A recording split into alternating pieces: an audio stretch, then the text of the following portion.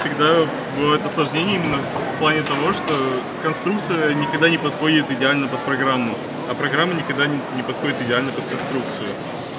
Из-за этого приходится дорабатывать все время и конструкцию, и программу. Но в данном случае нам нужно много всего забрать и отвезти, и желательно сделать это все одновременно.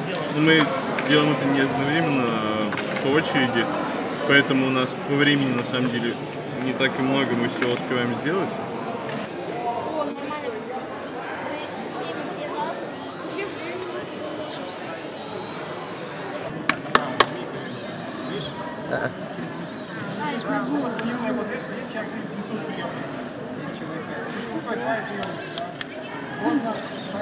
Это у нас комплекс автономного содержания робота. А сами роботы ухаживают за садом. Первый робот может собирать урожай, а второй робот используется как связи с первым роботом.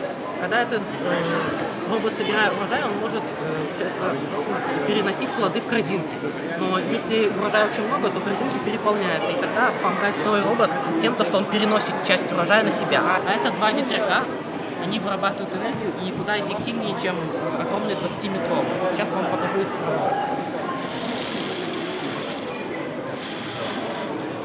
Это высокотехнологичная автоматизированная теплица с автоматическим поливом, автоматическим проветриванием и автоматическим открытием двери по пропускам. Мы подносим пропуск, и дверь открывается. Дальше, когда температура в теплице поднимается, крыша сама начинает проветривать помещение. Когда почва становится слишком сухой, начинается полив.